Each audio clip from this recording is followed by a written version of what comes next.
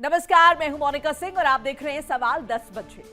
34 दिन लगातार प्रदर्शन, पाकिस्तान के खिलाफ बुलंद होते नारे और अब 15 जुलाई को मुजफ्फराबाद कूच का ऐलान। पाकिस्तान अधिकृत कश्मीर यानी पीओके में विरोध प्रदर्शन थमने का नाम नहीं ले रहे हैं। प्रदर्शनकारी पाकिस्तान सरकार और प्रशासन के खिलाफ सड़कों पर हैं। विभिन्न संगठनों की ओर से बड़े आंदोलन की तैयारी की बातें कही जा रही हैं। वहीं कुछ रिपोर्ट्स में प्रदर्शनकारियों और सुरक्षा बलों के बीच झड़पें और फायरिंग के दावे भी सामने आए हैं। इन दावों की स्वतंत्र पुष्टि नहीं हुई है। इस बीच 15 जुलाई को प्रस्तावित मुजफ्फराबाद मार्च को लेकर सियासी हलचल और सुरक्षा एजेंसीज की तमाम तैयारियां तेज बताई जा रही हैं। आज सवाल 10 बजे में सबसे बड़ा सवाल ये कि क्या पीओके में जारी विरोध प्रदर्शन अब निर्णायक मोड़ की ओर बढ़ रहे हैं। 15 जुलाई का मुजफ्फराबाद मार्च कितना महत्वपूर्ण होगा और पाकिस्तान इस बढ़ते विरोध से कैसे निपटेगा, ये देखना महत्वपूर्ण रहने वाला है। तो पीओके में तैनात होंगे 4000 अतिरिक्त जवान। अब तक 4 सुरक्षा कर्मियों की मौत की खबर आ रही है। 174 जख्मी हो चुके हैं। पीओके की कानून व्यवस्था को देखते हुए तैनाती की जाएगी। जिस तरह की स्थितियां बनी हुई हैं पाकिस्तान के कब्जे वाले कश्मीर में, लॉ एंड ऑर्डर की स्थिति को देखते हुए यहां पर सुरक्षा व्यवस्था और ज्यादा पुख्ता की जाएगी। पाकिस्तान की तरफ से सुरक्षा कर्मियों की मौत हो चुकी है 4 अब तक और 174 जख्मी बताए जा रहे हैं। 4000 अतिरिक्त जवान तैनात किए जाएंगे क्योंकि कहीं ना कहीं पाकिस्तान की सरकार को भी डर है जिस तरीके से आवाम का गुस्सा बढ़ रहा है। 15 जुलाई का अल्टीमेटम, ज्यादा वक्त बाकी नहीं, 48 घंटे का अल्टीमेटम है और उसके बाद कूच होगा। क्या स्थिति होगी पाकिस्तान में, यह बुलंद आवाज और साथ साथ ये कहा जा रहा है कि गद्दी छोड़ो शहबाज और मुनीर। क्या पाकिस्तान में आजादी की नई लहर उठ रही है, इसके नतीजे क्या होंगे ये देखना महत्वपूर्ण होगा। मूलभूत मांगे हैं, 34 सूत्रीय मांगे हैं।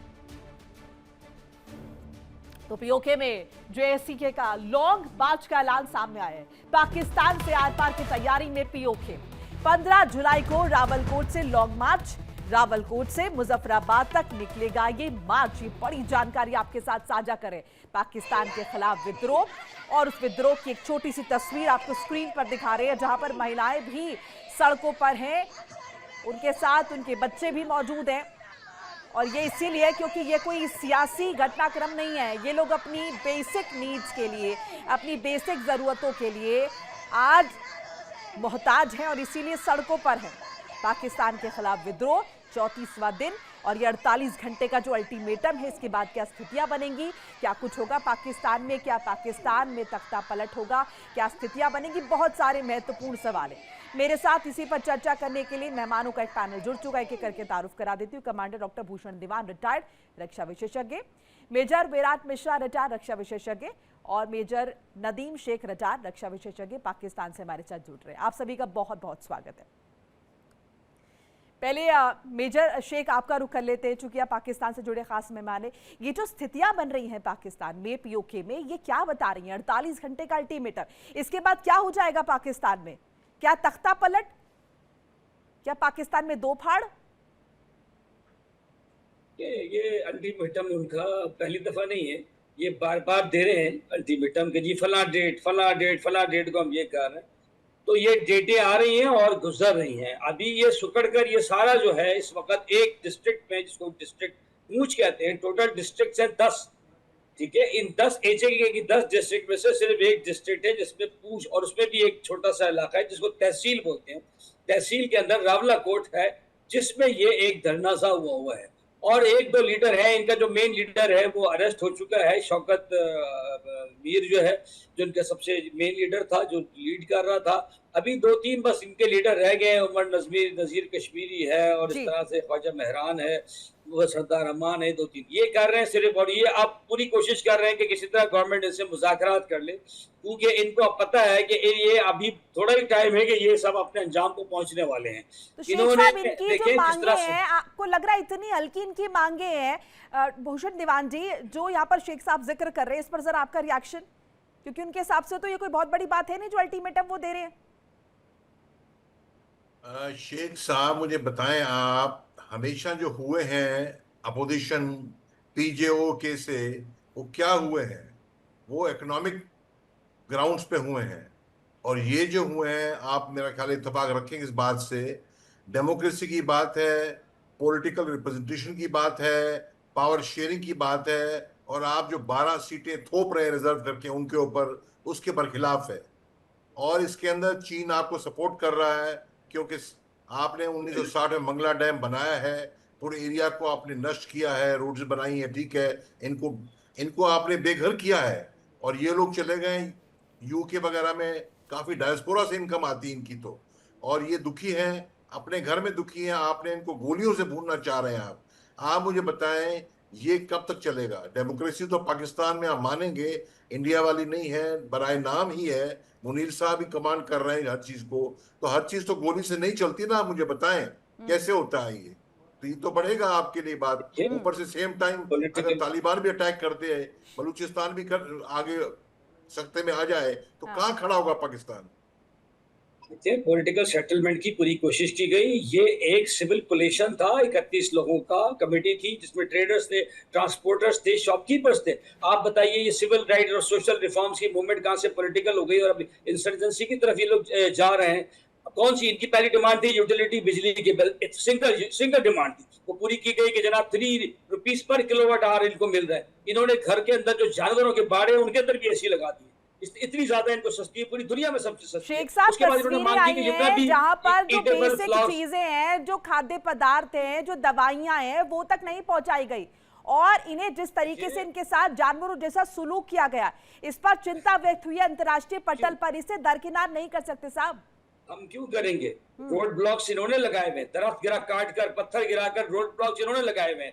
पाकिस्तान कभी कोशिश नहीं करेगा कि जी इनको भूखा रखे या कि ये और ज्यादा या इसको फ्यूल करे। Pakistan wants to dissolve it, to extinguish. हम तो इसको डिसॉल्व करना चाहते तो हैं। इनकी सर, क्या अच्छी गुबार तरह है? जानते हैं। क्यों भर रहा है? क्या गुबार है जी, जमील साहब? मैं इसका बताता हूँ। अभी फिर इनकी डिमांडें बढ़ती बढ़ती सर, पहले 10 हुई, इन्होंने फूड सब्सिडीज मांगी। हमने सारी तमाम फूड है जितनी भी है, ग्रेन्स है, फ्लावर है, शुगर है, इन सबको आधी कीमत पर इनको सप्लाई कर रहे हैं पूरे पाकिस्तान से, क्योंकि यहाँ नहीं होती। उसके बाद इनकी पकड़ नहीं पा रहे ना, नब्ज पकड़ नहीं पा रहे ना, संभाल नहीं पा रहे ना आप। की बात बिल्कुल बचा, आपने बहुत अच्छी बात की कि नब्ज। देखिए, इन्होंने 38 डिमांडें कर दी, 35 डिमांडें already have been met. Now only 3 demands left. 3 demands सारी पॉलिटिकल हैं, जो पाकिस्तान जो उनकी आजाद कश्मीर की इंडिपेंडेंट एक असेंबली है, उसके अंदर 2/3 मेजोरिटी के साथ। शेख साहब, अब तो ये युवा की आवाम अब तो ये कह रही है कि इससे तो अच्छा भारत का हिस्सा होते। ये हम कहाँ के फंस गए? मेजर मिश्रा, आपको क्या नजर आ रहा है? ये जो 48 घंटे का अल्टीमेटम है, इसमें क्या स्थिति नजर आ रही है? शेख साहब कह रहे हैं कि मांगे बढ़ती जा रही है इनकी। उनका जी जो डिमांड थी वो बहुत ही बेसिक डिमांड्स थी, आटे और बिजली की डिमांड थी, और अब वो कहीं ना कहीं पॉलिटिकल डिमांड्स में कन्वर्ट हो गई है, या शायद पहले से ही थी और इन्होंने उन पे ध्यान नहीं दिया। अब सबसे बड़ी बात है कि जेएसी ने जो 48 घंटे का इनको अल्टीमेटम दिया है और मुजफ्फराबाद में कूच की बात जो कही है, उससे कहीं ना कहीं ये घबराए हुए। 27 तारीख को वहां पे इलेक्शंस की बात आई है सामने कि 27 तारीख को वहां पे इलेक्शंस है।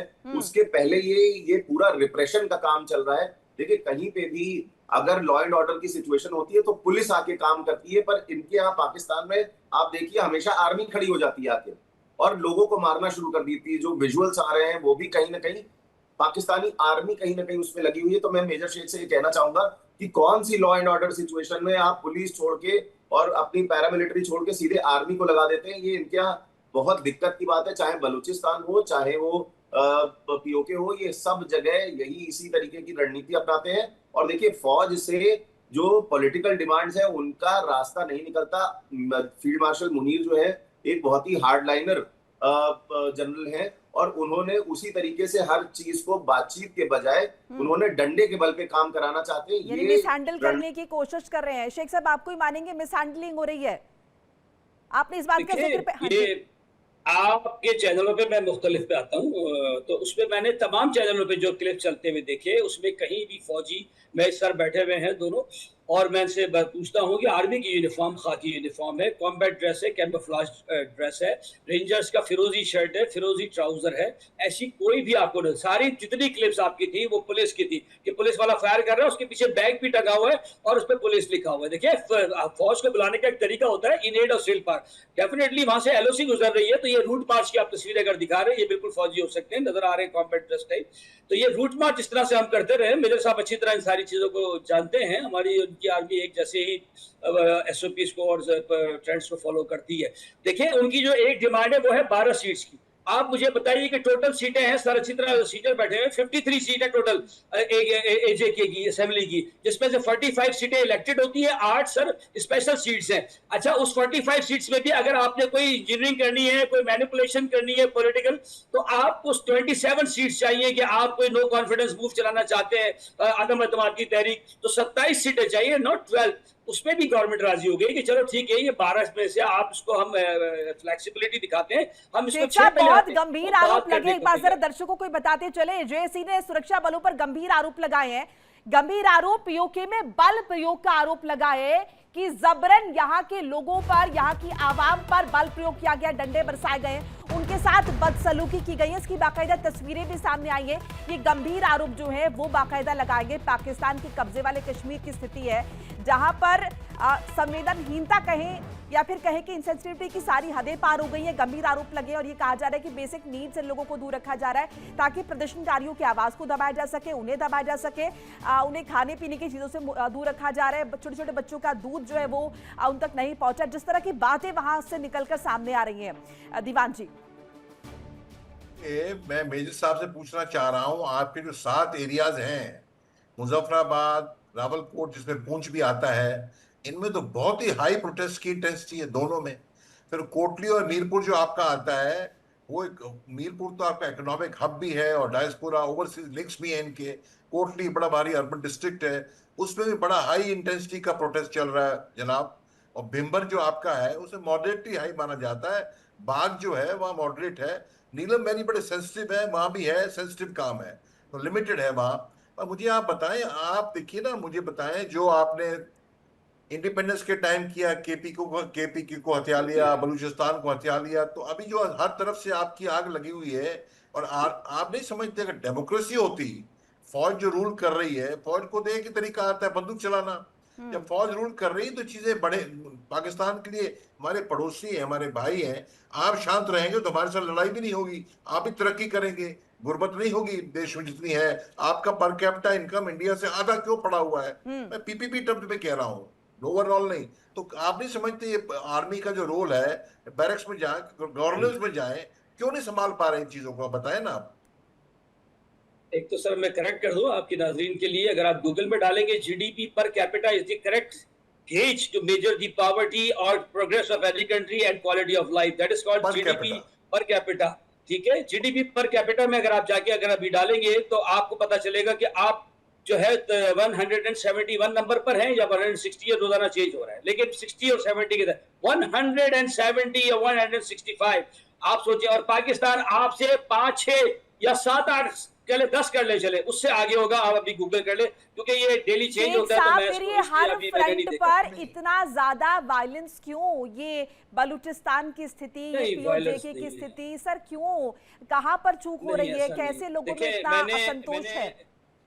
मैंने सर को बताया कि ये गूगल अर्थ भी देखेंगे तो भिम्बर से नीचे साउथ पूरा नीलम वैली से साउथ आप जाएंगे, भिम्बर की बात कर रहे हैं, ये सारा पीसफुल है। नॉर्थ डिस्ट्रिक्ट में कोई मसला नहीं है। मुजफ्फराबाद कैपिटल है जहाँ इलेक्शन की तैयारी हो रही है, रैली निकल रही है। ठीक है, सिर्फ और सिर्फ रावलाकोट है इस वक्त, जुडियाल है छोटा सा, आप उसमें क्या ले, रावलाकोट इज द मेन अब रह गया है। और अब ये थोड़े दिन की बात हो रही है। पाकिस्तान एरिया के हिसाब से इतना बड़ा इलाका है कि वहां की सरकार या फिर वहां की सेना, क्योंकि एक्चुअल में तो सेना ही कंट्रोल करती है, वो कंट्रोल नहीं कर पा रही है वहां पर, इसीलिए वहां के लोग असंतुष्ट हैं। देखिए वहाँ की अपनी सेपरेट एक गवर्नमेंट है, वहाँ प्रेसिडेंट है, प्राइम मिनिस्टर है, दे आर डीलिंग इट, और वो उन्होंने काफी हद तक कंट्रोल किया हुआ है। इस तरह के लोग जो हैं, आप इनकी शक्लें देखें, ये दोनों मिलिट्री ऑफिसर्स हैं, दे नो इट, और ये बॉडी लैंग्वेज समझते हैं, लोगों के चेहरों से उनकी क्वालिफिकेशन, उनके इंटेलेक्ट का आइडिया लगा सकते हैं। दोनों मुझे इंटेलेक्चुअल लग रहे हैं। सर से मैं आज पहली दफा मिला हूँ, ये सीनियर है और माशाल्लाह इनकी बातें सुन के मुझे बड़ी खुशी हुई है, मैं इनको सलूट करता हूँ। तो आप इनको आइडिया लगा सकते हैं, इनकी शक्लें देखिए आप, ये जो लोग हैं इनके साथ, आप सबको पता है कि इनकी क्या क्वालिफिकेशन लेवल है और ये किसी वजह से गलती से ये ऊपर आ गए, लोगों की सपोर्ट मिल गई, अब ये जहालत दिखा रहे हैं। ये आपके लिए भी मुसीबत है, आप अपनी एलओसी खोल दें और इनको बुलाएं कि आओ जी हमारे पास बैठो, आओ हम तुम्हें करते हैं। बहुत सारी तस्वीरें, नेगेटिव मीन्स के लिए तो इस्तेमाल कर सकते हैं सर, बहुत सारी तस्वीरें। और पीओके में विरोध की नई चिंगारी की तस्वीर, पानियोला में विरोध प्रदर्शन की तस्वीरें लगातार आ रही है। विरोध प्रदर्शन शुरू हो चुके हैं, रेंजर्स की कार्रवाई पर बवाल देखने को मिल रहा है। धरने के बाद सड़कों पर गुस्सा जो है वो आ गया है। तो विरोध की नई चिंगारी, और जिस तरीके से पिछले कई दिनों से, 1 महीने से ज्यादा का वक्त समझ लीजिए ये बीत चुका है और तस्वीरें लगातार आ रही है। रेंजर्स जिस तरीके से रिएक्ट कर रहे हैं, जो वो कार्रवाई कर रहे हैं, इस पर भी बवाल हो रहा है। अब ऐसे में ये जो धरना प्रदर्शन है, ये जो गुस्सा है लोगों का, ये जो बवाल है, ये सड़कों पर आ गया है। मेजर विराट, देखिए, मैं बस मेजर शेख से ये कहना चाहूंगा कि लोग पढ़े लिखे ना हो, नहीं हो वो लिटरेट, मैं वो भी मान लिया, पर आप जो छोटी बातें हैं, जो आटा दाल चावल, ये तो किसी भी आदमी का जो फंडामेंटल राइट है उसको आप थोड़ी ना वायलेट कर देंगे इस सेंस में। दूसरी चीज, आपने ये कहा कि भाई वहां पे चुनी हुई विधानसभा है, मान लिया ये बात, पर 12 सीटें जो है वो अगर आप वहां पे लगा देते हैं जिनका एडमिनिस्ट्रेशन सेंट्रल गवर्नमेंट से होगा, तो कहीं ना कहीं लोगों के जो अधिकार है, जो 4.5 लाख की पॉपुलेशन है वहां की, उसको कंट्रोल करने के लिए आपके पास एक और नया लीवर आ जाएगा। किसके पास? पाकिस्तानी आर्मी के पास। ऐसी स्थिति में आप ये समझिए, मेजर शेख जो ये बात कह रहे हैं कि नहीं आर्मी का कोई रोल नहीं है, सिर्फ वहां पे जो पुलिस वाले हैं वो लगे हुए हैं, मेरा ये कहना है कि आपने सर वहां पे सारे वीडियो शायद नहीं देखे जो क्लिप्स आ रहे हैं। आर्मी भी वहां पे रूट मार्च ही नहीं कर रही है, लोगों की पिटाई कर रही है, लोगों को परेशान कर रही है। मेरा बस कहना है कि अपने जीडीपी और बाकी सारी बातें कर रहे हैं, अपने देश को आप एक बार सर देखिए कि कितनी जगह से घेरा हुआ है, चाहे अफगानिस्तान के साथ रिलेशन हो, चाहे इंडिया के साथ हो, चाहे बलूचिस्तान हो, चाहे पीओके हो, हर जगह आप मुसीबत में है। प्लीज एक बार अपने आप को भी आप आईने में देखिए कि कहाँ चल रही, कहाँ दिक्कत है, अपने अंदर झांक के देखिए कि कितनी दिक्कतें हैं, क्यों है ऐसा, और ऐसा जो चल रहा है, जो पाकिस्तान में सिचुएशन चल रही है, वो क्या वो पाकिस्तान आर्मी की वजह से है, ये समझने की जरूरत है। सारा फोकस फील्ड मार्शल मुनीर के ऊपर है, क्योंकि सारे लीवर्स उनके पास है। जो शहबाज शरीफ साहब हैं वही कठपुतली प्राइम मिनिस्टर है। आपको सही जमहूरियत, सही डेमोक्रेसी की जरूरत है, शायद दिक्कत वहां पे है, लोगों को उनके राइट्स देने की जरूरत है। ये सारा जो कंट्रोल पाकिस्तान आर्मी ने ले रखा है अपने हाथ में, ये ओवरऑल गलत है, ये डेमोक्रेसी नहीं है और लोगों को अपनी बात कहने का मौका नहीं मिल रहा है। अगर ऐसा आप दबा नहीं रहे होता, तस्वीरें नहीं आती, तो ये बात ही कहां से उठती ना। ये बड़े, अगर अंतर्राष्ट्रीय पटल पर इतनी थू किरकिरी हो रही है, ये जो तस्वीरें आ रही हैं, हमने बहुत सारे ऐसे पोस्ट देखे, छोटे छोटे बच्चों के वीडियोस आए हैं जो कह रहे हैं कि हमें प्लीज खाना हमारे तक पहुंचने दो, हमें दवाइयों की जरूरत है, हमें दूध की जरूरत है, हमारे स्कूल्स बंद है, ऐसी बहुत सारी चीजें। ये मनगढ़ंत बातें नहीं है सर, ये चीजें आई हैं सामने निकलकर। दीवान जी कुछ कहना चाह रहे हैं, मैं शेख साहब आपके पास आऊंगी। हाँ मोनिका जी, मेजर साहब मुझे बताएंगे, आपके जो इंडिपेंडेंट वहां पे जो अथॉरिटी हैं, क्या वो फेडरल गवर्नमेंट से कंट्रोल नहीं है? मुझे बताएं, उनका क्या पाकिस्तान नेशनल एम्बेसी असेंबली में या सेनेट में कोई रिप्रेजेंटेशन है? ये डेमोक्रेसी कहेंगे आप इसे? आप जो कह रहे हैं कि आप तो ऐसे बता रहे हैं मेजर साहब, मतलब कि जैसे ट्रिविलाइज थोड़ा सा हो रहा है आपकी तरफ से कि कुछ नहीं है, भ्रमित हो गए हैं। क्या रीजन है क्यों इतना बवाल जो मचा हुआ है? वो हर चीज तो इस्लामाबाद से कंट्रोल होती है। यही तो दीवान जी कह रही हूँ कि ऐसा नहीं है, ये कोई मनगढ़ंत बातें नहीं है, ये कुछ काल्पनिक नहीं है, इसके सबूत हैं सर। वीडियोस और जो पोस्ट आए हैं पाकिस्तान से आए हैं। शेख साहब देखिए, सर दीवान की बातें और मेजर साहब ने बिल्कुल सही कहा, पॉलिटिकल स्टेबिलिटी होनी चाहिए और पॉलिटिकली इसको डील करना चाहिए। इंस्टेड ऑफ एक्सेसिव फोर्स का यूज हमेशा should be the last option. और बिल्कुल सही कहा मेजर साहब ने भी कि हमें अपने गिरबान में जरूर झांकना चाहिए कि डेफिनेटली कोई ना कोई प्रॉब्लम्स तो हैं जिसकी वजह से इस तरह की जो है वो अपराइजिंग हुई है, डिस्टर्बेंस हुई है। ठीक है, मैं इसको इंसर्जेंसी नहीं कहता, लेकिन इन चीज़ों पे गौर करने की ज़रूरत है। मोर ओवर मैं आपको बता दूं कि फौज का इससे लेना देना इसलिए नहीं है। आप देखिए, टोटल $8 बिलियन का बजट, अभी 9 बिलियन का हो गया सर 9 बिलियन, गूगल कीजिएगा सर दीवान, सर 9 बिलियन का हमारा डिफेंस बजट है, आपका $97 बिलियन का डिफेंस बजट है। सर आप देखिए रिस्पॉन्स कैसे, उस फौज को आप कैसे कह सकते हैं कि पीछे हो? हाँ बिल्कुल डेमोक्रेटिक उसके अंदर नहीं है, डेमोक्रेसी है। यहाँ भी 27 जुलाई को इंतखाबात हो रहे हैं, आप देखेंगे 48 घंटे का अल्टीमेटम है सर। आप सर, देखिए सर, न्यूक्लियर पे न्यूक्लियर दिया, फाइटर एयरक्राफ्ट पे फाइटर शेख एयरक्राफ्ट साहब, दिया। 48 घंटे का ये जो अल्टीमेटम दिया गया, अब इससे कैसे निपटेंगे? क्या बल प्रयोग और ज्यादा होगा? किस तरीके से दबाई जाएगी आवाज? कैसे लोगों, क्योंकि कन्विंस तो हो नहीं रहे लोग, सो ऐसे में अभी इन्हें दबाने की कोशिश की जाएगी, कैसे सब कुछ होगा? जी इनकी रिप्रेजेंटेशन है कश्मीर कौंसिल के जरिए से हमारे उसके अंदर, इनके साथ हमारा एक सेशन है, तो हमारा दिफा, खारजा और करेंसी हम देख रहे हैं, बाकी सब चीजें ये एक आजाद रियासत के तौर पर देख रहे हैं। इनकी कानून साज असेंबली भी इनकी है, 27 जुलाई को इनके इलेक्शन हो रहे हैं। इनको जो आप बात कर रही हैं, बिल्कुल पाकिस्तान के अंदर जो है 2 वज़रा हैं जो इनको डील करते हैं, उमूर कश्मीर अफेयर है, ठीक है, और वो इसके साथ ही एक कोऑर्डिनेशन के वजीर हैं, अमीर मकाम है उमूर कश्मीर के, और दूसरे हैं तारिक फजल चौधरी जो कोऑर्डिनेशन के हैं प्रोविंशियल, वो इनको देखते हैं, तो इनकी रिप्रेजेंटेशन भी है। लेकिन बात यह है कि इनके अल्टीमेटम से हमें कोई इस वक्त मसला नहीं है, लेकिन बिल्कुल गवर्नमेंट इनके साथ पॉलिटिकली डील कर रही है। अभी तक कोई इनेड ऑफ सील पावर हमें फॉर्म नहीं मिला कैसे नहीं है सर, और ना मैं ही ये तो समझने की कोशिश कर रही हूँ। ये मसला आपने सिरे से खारिज कर दिया, आपने कह दिया ये मसला ही नहीं है। मसला तो है, मसला तो है, बिल्कुल है, मसला है, मैं वही कह रही हूँ सर, उठे हुए हैं। लेकिन ये कहना कि दूध नहीं है, सबसे ज्यादा लाइव स्टॉक सर अच्छी तरह जानते हैं सर, दीवान मेजर साहब, इन्होंने बहुत सारे एक्टिविस्ट सामने आए हैं जिनसे बात हुई है, इंटरव्यूज हो रहे हैं लगातार, वो अपनी बातें रख रहे हैं, और बच्चों के वीडियोस या फिर इस तरह की चीजें, ये रिपोर्ट्स आई है सर बाकायदा।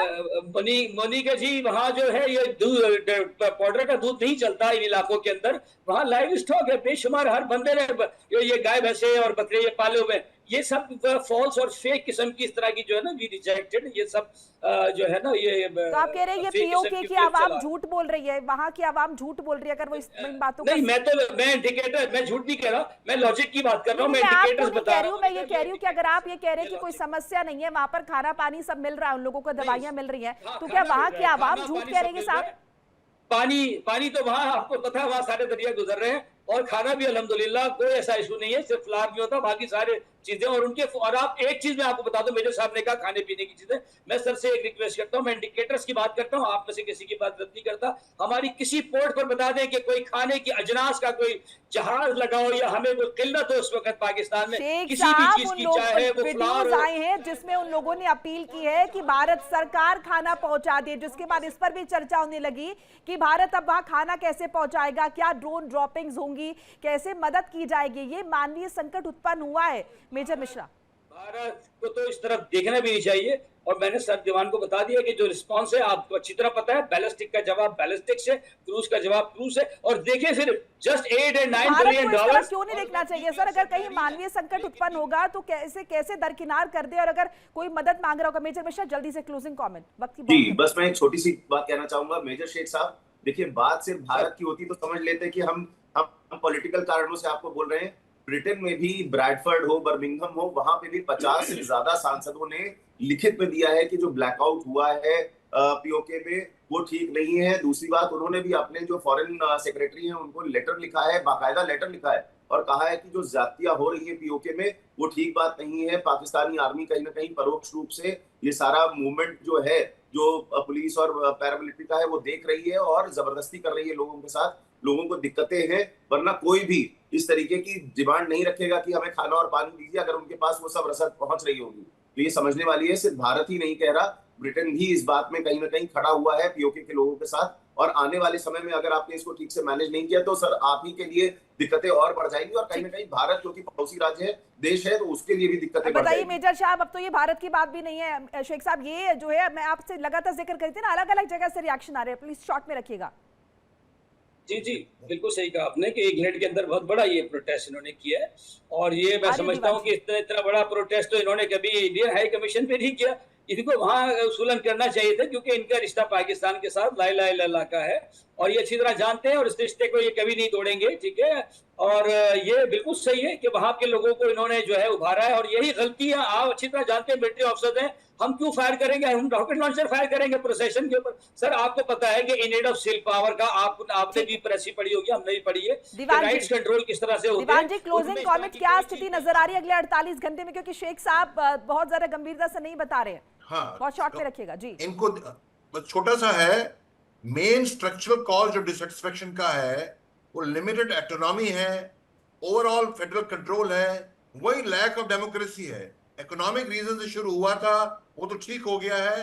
ये डेमोक्रेसी का काम है, दिखता नहीं है डेमोक्रेसी है कि नहीं है, पर वही कारण है और पूरे पाकिस्तान का यही कारण है। मैं तो शुरू में यही कहा, एंड में यही कहूंगा। धन्यवाद। शेख साहब, क्लोजिंग कमेंट जल्दी से। बिल्कुल इन्होंने सही कहा, और यही हमारा मेन कॉज है कि हमारी पुअर गवर्नेंस है, हमारी इकोनॉमी काफी फ्रेजाइल है, ठीक है, और हम उसको कोशिश कर रहे हैं। हमने डिफेंस अच्छा किया, इसीलिए फौज का ऊपर अपर हैंड होता है। हाँ, डेफिनेटली फौज की वहाँ एलओसी पे, चेक पोस्टों पे, सीएमएच पे कोई हमला करेगा तो हमारी फौज के अंदर एक वर्ड यूज होता है कि यार अपना बंदा है, तो अपने बंदे को हम पहले प्रोटेक्ट करते हैं, चाहे वो कराची में हो, इस्लामाबाद में, उसके साथ कोई हाथ लगाए, उसके साथ बदतमीजी करे तो हम जाकर उसको ठोक के।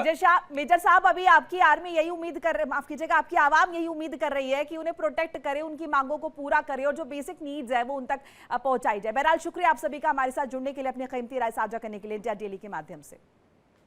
तो पीओके में चिंगारी जो है लगातार, अगर हम देखें, बढ़ती हुई नजर आ रही है। विरोध के सुर लगातार बढ़ रहे हैं। इन सब के बीच 48 घंटे का ये अल्टीमेटम काफी महत्वपूर्ण रहने वाला है। देखना होगा 48 घंटे में क्या होता है, क्या पाकिस्तान में दो फाड़ होती है, किस तरीके से विरोध के सुर जो है वो आगे बढ़ते हैं, या फिर पाकिस्तान की सरकार इन्हें किसी तरीके से कन्विंस करने में यहां पर सफल साबित होती है। फिलहाल एक छोटा सा ब्रेक, फौरन हाजिर हो रहे, खबरें लगातार जारी।